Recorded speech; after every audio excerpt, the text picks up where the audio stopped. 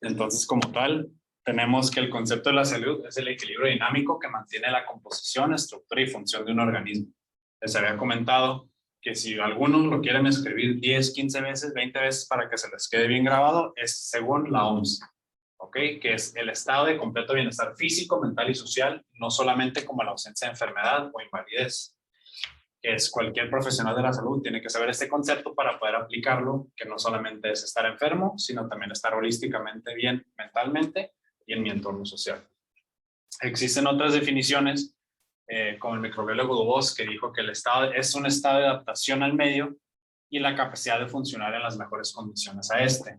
Es decir, es un concepto más biológico, más científico como tal, que sí nos aplica, pero nosotros no solamente nos interesa cómo funcionamos biológicamente, sino cómo actuamos biosocialmente. Hernán Sanmartín tenía el mismo concepto que Dubos y en términos de la ecología, pues tenemos que buscar, como les he dicho, el equilibrio dinámico entre el ambiente y todo lo que nos podemos, que todo lo que este nos puede ocasionar, que nos, sea enfermedad o sea estrés.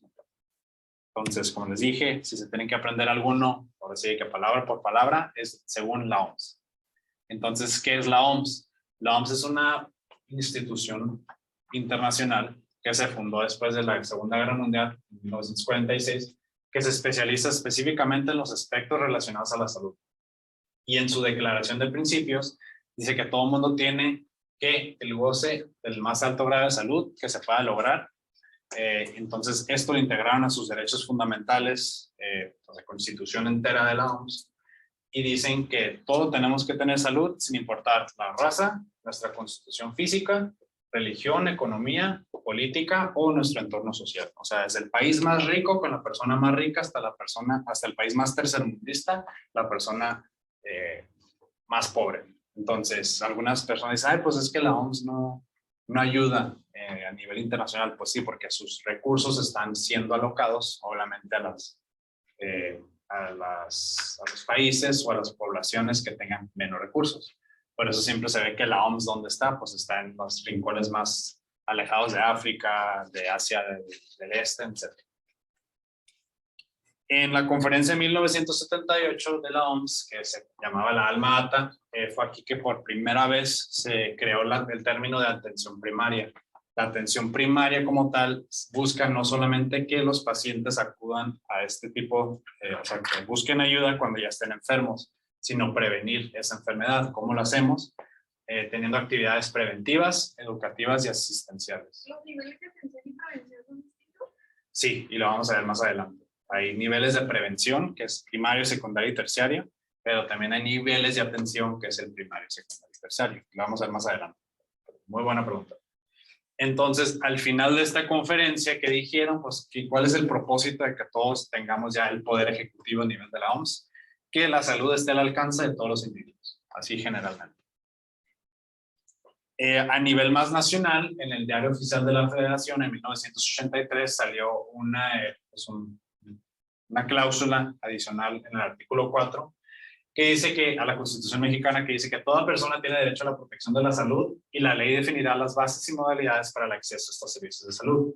Les había comentado que entonces, que a pesar de que todos tengamos esa innata protección de la salud, nuestro gobierno federal puede decir, pues sabes que esta población le toca IMSS, esta población le puede tocar entonces, ISSSTE, Pemex, Fuerzas Armadas, etc. Entonces ya como tal se elevó la salud a un rango constitucional que ya tiene protección federal como tal y tenemos que asignar recursos necesarios para que esto se cumpla. Les mencionaba que la salud mental es un término que se empezó a usar, pues ya lleva tiempo usándose, pero era moderna, se ha estado usando mucho más. Que nosotros manifestamos una salud mental bien cuando tenemos un rendimiento óptimo en relación a nosotros mismos y al grupo de entorno que nos encontramos. Nosotros cuando luchamos frente a estos conflictos en tratar de resolverlas es cuando nos exponemos a todos estos estreses, entonces la salud mental puede estar fluctuando. No significa que siempre voy a estar con una salud mental óptima, sino cómo me adapto a estas situaciones es cómo va a estar mi salud mental. Entonces, ¿ok? Hasta aquí todo bien, pues aquí presente. Yo sé que parece que estoy rapeando. Cualquier pregunta y me dicen, también ustedes los virtuales me dicen eso.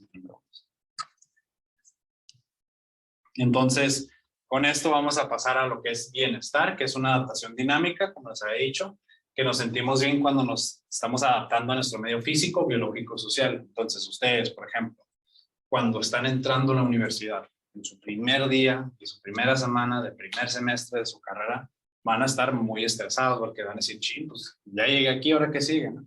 Van a estar tomando apuntes hasta de qué color tiene el cabello el profesor, se van a ir sin desayunar. Entonces son esos estreses no solamente sociales, biológicos y físicos, pero ustedes cómo lo pueden manifestar. Ahí se les empieza a caer un poquito el cabello por el estrés, se andan rascando el cuello, las manos por la ansiedad, pero eventualmente, ¿qué pasa? El tiempo pasa y nos vamos adaptando a estas situaciones. Entonces se mantiene un equilibrio dinámico, que significa que a pesar de que no estoy bien ahorita, mi cuerpo, mi mente, mi ser se va a adaptar para que sí lo esté después. ¿Ok? Entonces estos ajustes continuos que mantienen este equilibrio dinámico se llama homeostasis, que vamos a ver términos generales. ¿Qué es la homeostasis más adelante? Pero también en términos fisiológicos de cómo funciona un organismo. ¿Ok? Entonces, con eso entramos al concepto de la enfermedad, que les mencionaba que la enfermedad es la pérdida de este equilibrio dinámico que mantiene la composición, estructura o función de un organismo. Cualquier cosa que perturbe este funcionamiento físico-mental y afecte el bienestar que habíamos mencionado previamente. Entonces, pueden ser enfermedades mentales, enfermedades físicas, infecciosas, transmisibles, crónicas. Hay un sinfín de maneras de clasificar las enfermedades, pero quédense que es cualquier cosa que arruine la maquinaria, que es la salud. ¿Ok? Ahora digan, pues ¿por qué tengo que aprender de la ecología? Pues no estoy estudiando ciencias del medio ambiente. ¿Por qué? Porque nosotros no solamente somos entidades independientes o seres independientes de nuestro medio, sino tenemos que ver cómo funcionamos en torno, no solamente con otras personas, pero cómo interaccionamos con todos los componentes del ecosistema, sea con plantas, fauna, virus, bacterias, etc. Entonces, para la ecología, la salud y la enfermedad no son opuestos, o sea, no piensen que son las dos caras diferentes de una moneda, sino son diferentes grados de adaptación que tiene el organismo al ambiente que él vive. Es decir, si yo pongo una persona que está acostumbrada a vivir en la ciudad y el siguiente día lo pongo en medio de la selva Amazonas y digo, ay, adáptate, ¿qué va a pasar? Es posible que en 2 días esa persona ya esté muerta. ¿Por qué? Porque está expuesto a diferente fauna, diferente flora, diferentes mosquitos que hay que andan con vectores, hay diferentes enfermedades. Entonces no es lo mismo. ¿Ok? Nuestro organismo se relaciona con el ambiente externo a través del ambiente interno. Es decir, yo no me puedo adaptar a mi medio externo si mi medio interno, que es decir, todos los procesos fisiológicos que suceden dentro de mí, no se adaptan también. Entonces, si yo igual, mismo ejemplo, pones una persona en medio de la selva Amazonas, ¿qué pasa? Pues está húmedo, está caliente, ¿qué está pasando? La persona está sudando para querer ajustarse a esa temperatura. Entonces, si una persona que no está acostumbrada a ese medio, ¿qué pasa? Pues se va a deshidratar en una cuestión de horas. Ya pues ya no. ¿Okay? Entonces, ¿qué efectos tiene la enfermedad sobre el organismo? Pues puede afectar su composición. Para composición quedamos en términos de histología. ¿Alguien sabe lo que es histología? En términos generales, ¿qué es histología? Historia de las enfermedades, los bacterias. Similar, por ahí. La histología como tal es el estudio de los tejidos. ¿Ok? Entonces, en términos de composición, queremos ver cómo se afectan físicamente los tejidos. Entonces, tenemos de menor a mayor, la organización de organismo es, lo más básico va a ser siempre, pues, la célula, ¿no? Cuando juntamos muchas células, se forma tejido. Cuando el tejido hace la misma función, se genera un órgano. Cuando un órgano o otros órganos fungen el mismo, o sea, la misma función, ya es sistema. Entonces, el estudio de la histología específicamente es el estudio de los tejidos. Entonces, ¿qué me refiero? Si, por ejemplo, una enfermedad, una bacteria, vamos a decir, bacteria X, cuando invade mis células, se replica y las explota. Si yo analizo ese tejido, yo voy a poder ver células que están reventadas o tejido celular ahí dañado. Ahora, si yo me enfermo por cualquier razón X o Y, también se puede ver afectada la organografía. ¿A qué me refiero? Piénselo, pues es una gráfica de órganos. Nuestro cuerpo, si yo agarro el cuerpo de compañera aquí y el compañero de atrás, yo nomás los pelo, puro órgano veo, van a estar relativamente iguales la ubicación de cada órgano. Pero, por ejemplo, si un compañero, no estoy diciendo que tú, para nada, un compañero está tomando mucho que tiene alcoholismo crónico, su hígado va a estar masivo en comparación con la compañera. Entonces ya veo ahí una alteración en la organografía normal que yo esperaba ver. ¿Ok? Entonces no solamente altera los tejidos, pero altera cómo están posicionados y ubicados los órganos del cuerpo. ¿Ok? ¿Hasta ahí todo bien? Entonces la enfermedad también puede afectar mi estructura, que es decir, la anatomía como tal. Similarmente, si yo estoy, por ejemplo, teniendo una hipertensión por mucho tiempo, que es la presión alta, muchísimo tiempo, eventualmente lo que se puede formar son aneurismas, que son estas bolsitas a lo largo de nuestros vasos más grandes. Y si sigue la presión mucho tiempo y no me controlo, no tomo medicamento, ¿qué puede suceder de la presión tan alta? Esta se puede reventar. ¿Y qué pasa? Que el paciente se muere en cuestión de segundos si no se atiende. Entonces, ¿cómo lo afecta? Altera la anatomía de nuestros vasos, explotan y podemos llegar a la muerte. Y pues toda enfermedad siempre va a afectar la función, esto no se tiene que recalcar, entonces con eso va a afectar la fisiología. Entonces la fisiología es el estudio de todos estos mecanismos y maquinaria celular que sucede en nuestro cuerpo. ¿Okay? Entonces igual lo de la bacteria, pues que aparece cuando ingresa a las células, va a hacer que primero se nos suba la temperatura por la infección y puede que afecte el funcionamiento de mi hígado, de mi cerebro, de mi sistema renal, etc. Entonces, ¿cómo afecta la función? Entonces, vamos a repetir lo que vimos previamente, que era homeostasis, que era ¿qué? La homeostasis, la regulación que tiene. Su adaptación dinámica, ¿verdad? El equilibrio dinámico que tienen nuestras funciones. Entonces, otra manera de ver la homeostasis es la tendencia de los organismos a mantener constante su medio interno. Es decir, que nosotros regularicemos que siempre esté bien nuestro medio interno para así estar bien afuera. Voy a tomar agua. Bueno, es un tema central en la fisiología, porque todo lo que hace nuestro cuerpo siempre va a ser con el fin de mantener nuestro medio interno intacto y funcionando. Todos los órganos del cuerpo participan en la homeostasis. Puede que todos los órganos tengan una función diferente en nuestro cuerpo, pero todos están funcionando para mantener ese equilibrio dinámico. ¿Ok? No piensen que es igual, o sea, que no hay, como que no es un número fijo que siempre estoy buscando, sino una balanza, que ningún lado esté más alto que el otro. Todos los órganos tienen sistemas de control para que estos mismos no estén hiperfuncionando. Es decir, que en el afán de querer filtrar siempre mi sangre, mi riñón esté filtrando de más, pues ¿sabes qué? Filtrar de más también es una enfermedad. Entonces siempre ese balance. Y todas las estructuras funcionales trabajan en armonía. Y con este concepto quiero nomás que vayan pensando, cuando ya estemos hablando de función, de órganos, más adelante en otras clases, siempre tengan en mente que la estructura asemeja la función. Casi siempre. Es decir, dependiendo de cómo un órgano está formado, dependiendo de cómo una célula esté creada, cómo un tejido se forma, es la función que éste va a llevar a cabo. ¿Okay? Un organismo se considera que está en homeostasis cuando funge los 5 criterios que están aquí, que es que su medio interno contenga las concentraciones exactas y correctas de iones, que son estos solutos que tenemos disoluidos en sangre, sea sodio, potasio, cloruro, calcio, etc. Gases, que hay un intercambio correcto de oxígeno con dióxido de carbono. Y aquí es importante reiterar, porque homeostasis no es lo mismo que homostasis, porque son dos palabras muy similares.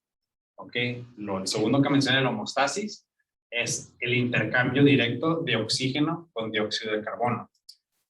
Homeostasis es balance, pues para que no lo vayan a confundir, porque puede que por esa palabra que la quieran definir, lo pongan en el examen. Entonces busquen ahí homeostasis y hemostasis. ¿Ok? ¿Estamos?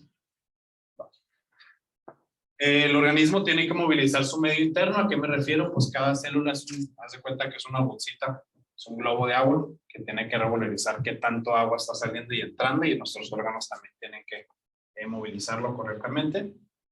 El organismo tiene que eliminar desechos correctamente. A ver, aquí los que están presentes, igual los que están aquí en virtual, que sepan algún órgano o sistema que se encarga de eliminar desechos. Okay. El digestivo, específicamente pues el gastrointestinal. ¿Algo más? El riñón, los riñones. Dijeron aquí riñones, ese es el sistema urinario. ¿Qué más dijiste? Respiratorio también y falta uno. Bueno, el sistema tegumentario. El tegumentario es el sistema de la piel, porque el órgano más grande de nuestro cuerpo es la piel. Tegumentario, con T. Entonces, ¿cómo funciona este? Pues también se pueden excretar desechos a través de la piel, de forma que salen con el sudor, grasas, etc. Entonces, esos 4 sistemas de cajón tienen su función eliminar desechos. Urinario, digestivo, respiratorio y tegumentario. ¿Okay? Coordina automáticamente las funciones. Esto es llevado a cabo igual por 2 sistemas de órganos muy importantes. En el humano, ¿alguien sabe qué sistemas mantienen esta automaticidad? ¿Con qué pensamos? Sistema nervioso. El sistema nervioso y hay otro. Si el sistema nervioso es señalización rápida, ajá, ese es el sistema central nervioso, ese es el rápido, pero falta otro. Entonces el sistema endocrino también, que es todas las hormonas. Entonces el sistema neuroendocrino coordina esta automaticidad de las funciones, que todo esté funcionando sin que yo tenga que pensar, tengo que mandar sangre a mis riñones. No funciona así. El sistema nervioso se encarga completamente. Y todos los organismos se tienen que reproducir. Ahora, los humanos, los seres vivos, se reproducen sexualmente, pero la homeostasis puede verse diferente. Ahorita se pueden ver diferentes dependiendo del organismo, porque hay ciertas bacterias que pues no se reproducen sexualmente, son bacterias. Estas son asexualmente que nomás se reproducen, pero casi siempre en todos los seres vivos es reproducción sexual. ¿Pregunta? No, es que te veo.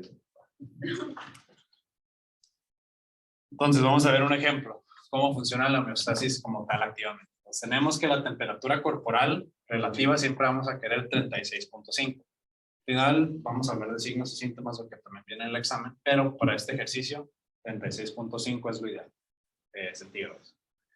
Una persona empieza a hacer cardio, un ejercicio físico muy vigoroso. Automáticamente hay 3 cosas que suceden que nuestro cuerpo está haciendo, que es, se eleva la temperatura corporal, porque todos nuestros órganos solo están necesitando más demanda de oxígeno. Se está elevando la temperatura corporal y ¿qué sucede? Empezamos a sudar. ¿Por qué? Porque como se está elevando esta temperatura, nuestro mismo cuerpo está mandando señales de que tienes que bajar un poquito la temperatura. En la forma de la sudoración, que es un mecanismo termorregulador. Tenemos otros, obviamente la exhalación y todo eso. Cuando hacemos ejercicio también se nos eleva el ritmo cardíaco, o sea, tenemos el corazón a todo lo que da. ¿Por qué? Porque está bombeando sangre a tejidos que necesitan nutrientes, pero también a la vez que estamos sacando los desechos. Y uno de los lugares donde sacamos los desechos dijimos que es el sistema respiratorio. Entonces también por eso se eleva la frecuencia respiratoria, no solamente para que entre oxígeno, para llegar a energía donde tenemos, pero también sacando todos los desechos que estamos ejerciendo por esta actividad física. Entonces todo esto está sucediendo y está manteniendo una ¿qué? Homeostasis, un equilibrio dinámico, siempre dinámico.